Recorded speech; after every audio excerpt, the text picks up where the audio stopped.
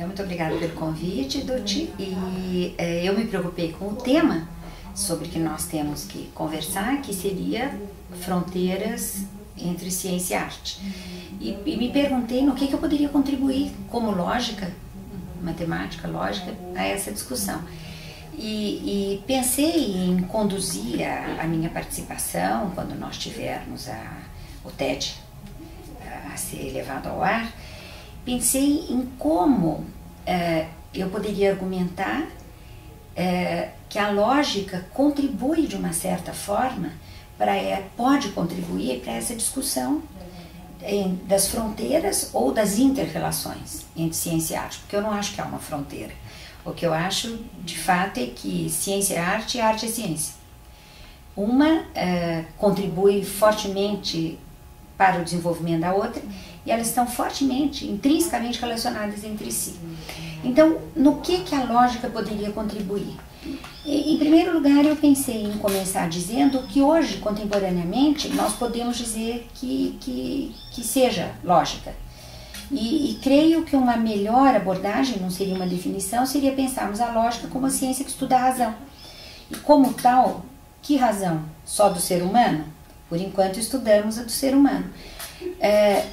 Então a primeira pergunta é, se a lógica estuda a razão, nós poderíamos afirmar que existe uma única razão? E eu queria argumentar que não, que a razão humana ela se constrói e se desenvolve na historicidade, pelo desenvolvimento científico e artístico e pela interrelação do homem com a natureza e com o ambiente, o meio ambiente. Então, de acordo com essa primeira posição, eu quero defender que não existe uma única razão, como tal, não deve existir uma única linguagem e, portanto, não deve existir uma única lógica.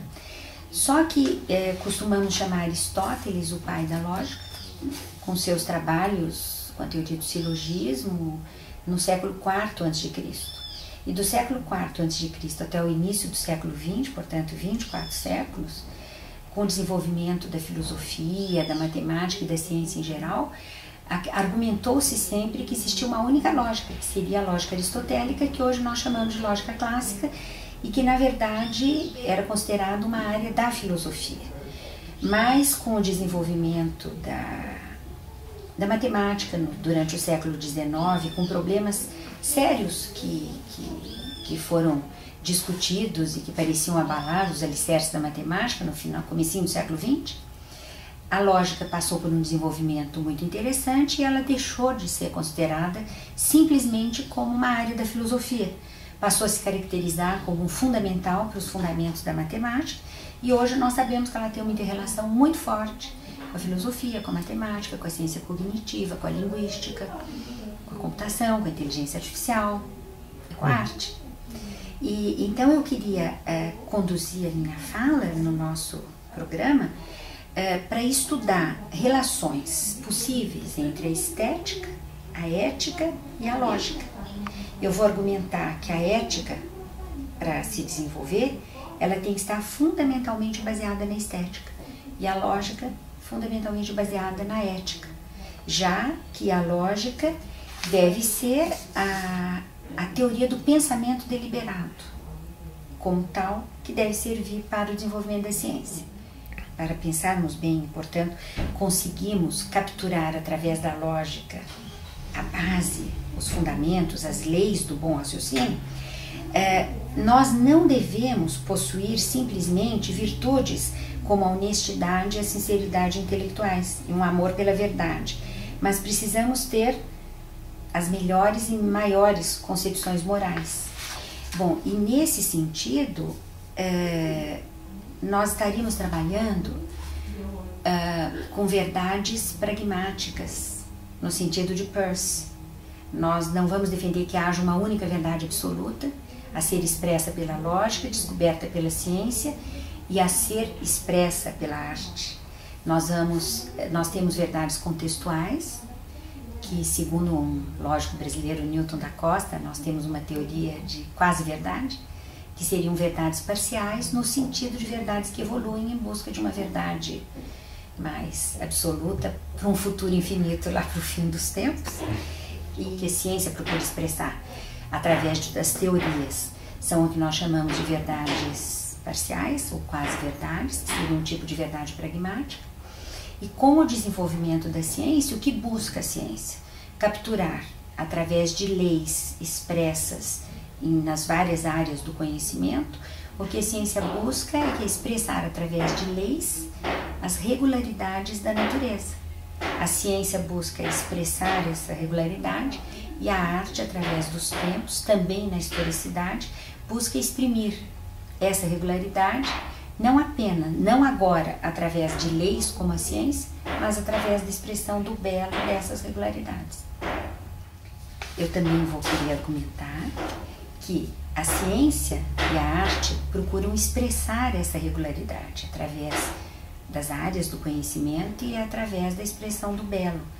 Mas eu, apesar de cientista e de lógica e de procurar capturar a regularidade da razão humana, eu acredito muito que a beleza que a arte expressa e que a ciência procura, através das leis, mostrar a regularidade da natureza, se ela fosse meramente consequência de leis, nós não teríamos a possibilidade da explosão, da espontaneidade, do belo, da vida.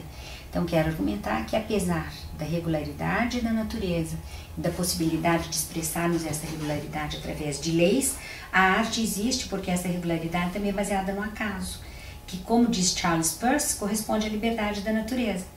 Então, graças ao acaso, nós temos a explosão da espontaneidade, da vida e do belo, que pode ser expressável através da arte e exprimível através da ciência, que é o que o cientista busca através do aperfeiçoamento de teorias.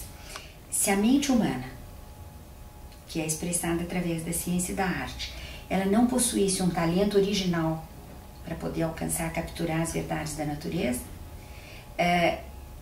eu quero dizer que isso seria infrutífero se as nossas faculdades epistemológicas da mente não fossem formadas e não evoluíssem sob as influências das próprias leis que investigamos e procuramos expressar através da ciência e da arte.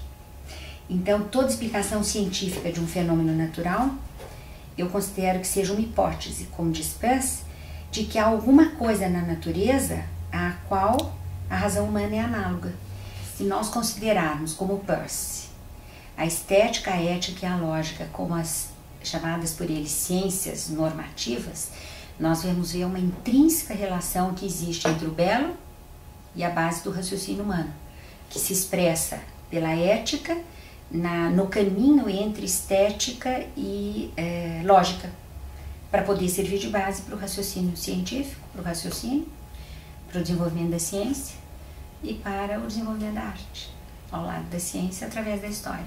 Eu gostaria de exemplificar essa